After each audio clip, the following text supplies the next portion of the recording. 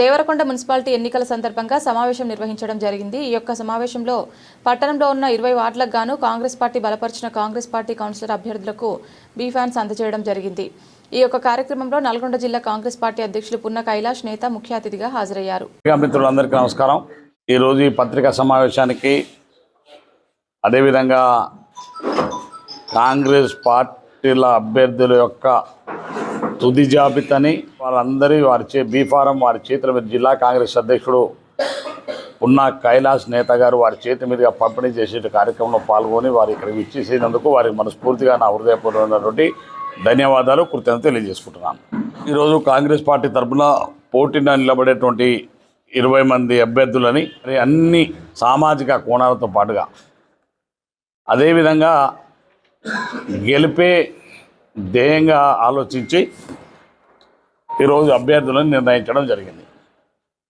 ఈ 20 మంది అభ్యర్థులలో చాలామంది ఒక్కొక్క వార్డులో 3, 4, 5, 10 మంది ఒక్కొక్క వార్డులలో టికెట్ నాయకులు వాళ్ళందరూ కూడా అర్హులే। వారెవరు ఈ అనర్హులని నేను అన్నాను, ఎందుకంటే వాళ్ళ శక్తులు వాళ్ళకున్నాయి, ఎవరికి ఉండేటువంటి శక్తి వాళ్ళకుంది, వాళ్ళందరూ కూడా అర్హులే। అయినప్పటికీ కొన్ని సామాజిక సమీకరణలు కొన్ని కోణాల్లో తప్పనిసరి పరిస్థితుల్లో ఆ అభ్యర్థులను ఎంపిక చేయడం జరిగింది। కాబట్టి టికెట్ వచ్చిన వాళ్ళంతా గొప్పలు, టికెట్ రానంతా వాళ్ళేదో పనికిరానటువంటి వారు కాదు। వాళ్ళు కూడా పార్టీకి వాళ్ళ సేవలు, వాళ్ళ శ్రమ, వాళ్ళన్ని కార్యకర్తలుగా వాళ్ళన్నీ పనిచేసారు। వాళ్ళకు కూడా ఇస్తే గెలిచే అవకాశం ఉన్నప్పటికీ మేము వివిధ కారణాలు, వివిధ కోణాలు అన్నీ కూడా ఆలోచించి సామాజిక సమీకరణలు రకరకాల కారణాల చేత ఆ 20 మంది అభ్యర్థులను ఎంపిక చేయడం జరిగింది। అందులో ఎవరి ప్రమేయం, ఎవరికి వ్యక్తిగతమైన అభిప్రాయం కానీ, వ్యక్తిగతమైన ద్వేషం కానీ, వ్యక్తిగతమైన ప్రేమ కానీ మాకు ఎవ్వరికి లేదు। అన్ని రకాలైన 4 సర్వేలు తెప్పించినాం। 4 సర్వేలతో పాటుగా ఇంటెలిజెన్స్ వాళ్ళ రిపోర్ట్ తెప్పించుకున్నాం। అన్నీ తెప్పించుకున్న తర్వాతే కాంగ్రెస్ పార్టీ అభ్యర్థులను గెలిపే ధ్యేయంగా ఈ వేదిక ఉన్నటువంటి పట్టణానికి సంబంధించిన ముఖ్యమైన నాయకులందరితోటి చర్చించి ఫైనల్గా ఆ లిస్టును జిల్లా కాంగ్రెస్ అధ్యక్షుడు వారి యొక్క అనుమతి ఒకసారి వారు కూడా చూసిన తర్వాత ఈరోజు ఆ లిస్టుని ఫైనల్ చేసి అభ్యర్థులను నిర్ణయించి వాళ్ళందరూ కూడా జిల్లా కాంగ్రెస్ అధ్యక్షులు వారి చేతుల మీదుగా బీ ఫామ్ సబ్మిట్ చేయడం జరిగింది। అందుకనే ఇవాళ కొంతమంది ఇంతకుముందు జిల్లా కాంగ్రెస్ అధ్యక్షులు మాట్లాడినట్టు కొంతమంది అందరూ చాలామంది పార్టీకి అనుకూలంగా నామినేషన్ వేసినప్పటికీ వాళ్ళందరూ కూడా ఉపసంహరించుకున్నారు। కాంగ్రెస్ పార్టీ అభ్యర్థులకు అండగా నిలబడి కొన్ని పరిస్థితుల్లో మేము టికెట్ ఇవ్వలేకపోతున్నాం అని చెప్పేసి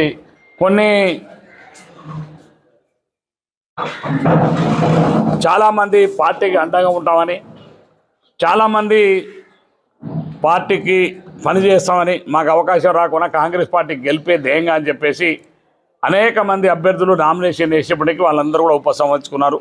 వాళ్ళందరికీ నా హృదయపూర్వమైనటువంటి ధన్యవాదాలు కృతజ్ఞతలు తెలియజేస్తున్నాను।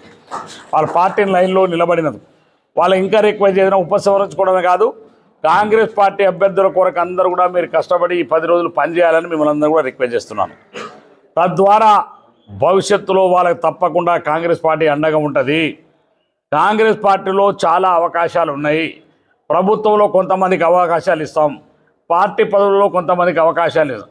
అల్టిమేట్గా పార్టీ కోసం పనిచేసి నిలబడేటువంటి వ్యక్తులకు తప్పకుండా భవిష్యత్తులో వాళ్లకు అవకాశాలు ఇస్తామని చెప్పి కూడా ఈ సందర్భంగా మనవి చేస్తూ ఉన్నాను। అదేవిధంగా కొంతమంది పార్టీని నష్టం చేయడానికి, పార్టీ లైన్ దాటి ఉపసంహరించుకోకుండా పార్టీకి వ్యతిరేకంగా కొంత వార్డులలో ఇప్పుడు ఇంతకుముందు జిల్లా కాంగ్రెస్ అధ్యక్షులు వారు ప్రకటించినటువంటి పేరు అక్కడ బీఫామ్ చేయకుండా ఇవ్వకుండా తీసుకున్నారు।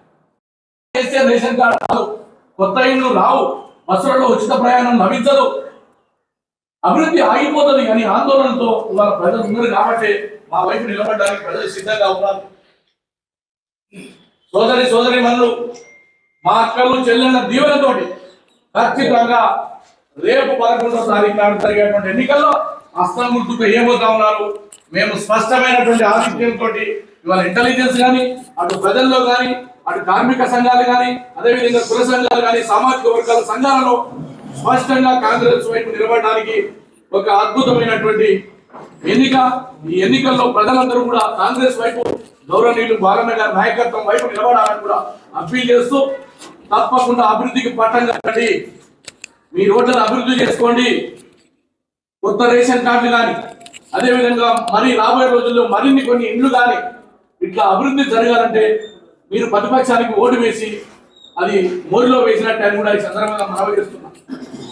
100% మీ ప్రజల యొక్క గొంతుకై ముఖ్యమంత్రి గారితో మాట్లాడి అభివృద్ధి నిధులు తెచ్చేటువంటి బాధ్యత మా బాలవన్న గారు తీసుకున్నారు. మొన్ననే ఒక 15-20 రోజుల క్రితం ముఖ్యమంత్రి గారు వచ్చిపోయినారు. వారు ఇచ్చినటువంటి హామీలని అన్నింటినీ కూడా మున్సిపాలిటీలలో అభివృద్ధి చేసేటువంటి బాధ్యత మా బాలన్న గారిని. అందుకోసమే ప్రజలు ఒక విశ్వాసం పెట్టుకోమని, నమ్మకం పెట్టుకోమని, బాలన్న గారి నాయకత్వంలో జరిగేటువంటి ఎన్నికల్లో మీరంతా కూడా చేయి గుర్తుకు ఓటు వేసి, హస్తపాటి గుర్తుకు ఓటు వేసి గెలిపించమని కోరుకుంటూ, ప్రతిపక్షాలకు ఓటు వేస్తే అది పనికిరాదు, అభివృద్ధికి దూరం అవుతుంది, అభివృద్ధికి నోచుకోదు, నిధులు ఆగిపోతాయి, అన్ని చోట్ల కూడా ప్రజలకు కష్టం కలుగుతుంది. మీ కష్టం వచ్చినా, కన్నీళ్ళు వచ్చినా, ఇబ్బంది వచ్చినా వాళ్ళంటే మీ కన్నీళ్లు దూర్చేటువంటి నాయకుడు. వారి నాయకత్వంలో జరుగుతున్నటువంటి ఎన్నికల్లో మీరు అభివృద్ధికి పట్టం కట్టండి. మున్సిపాలిటీని రాష్ట్రంలో నెంబర్ 1 గా చేసేటువంటి బాధ్యత వారు తీసుకుంటారని కూడా ఈ సందర్భంగా మనవి చేస్తూ, తప్పకుండా కాంగ్రెస్ పార్టీ విజయం 2020 గెలవబోతా ఉంది. అదేవిధంగా రాజకీయ క్షేత్రంలో దిగినప్పుడు కాంగ్రెస్ పార్టీ అభ్యర్థులను నిర్ణయించింది అధిష్టానం యొక్క సూచనలతోటి. ప్రజలలో ఉండేటువంటి సత్సంబంధాలు, సామాజిక సమీకరణాల దృష్ట్యా అన్నిటిని కూడా పూర్తి చేసి టికెట్లు ఇవ్వడం జరిగింది. ఇందులో బాలన్న బంధువులు, మా బంధువులు, లేకపోతే మరొకరు లేరు. ప్రజలు కోరుకున్న వాళ్ళందరినీ, ప్రజల చోట ఉండబడేటువంటి నాయకులకు అవకాశం ఇచ్చడం జరిగింది. దీన్ని దృష్టిలో పెట్టుకొని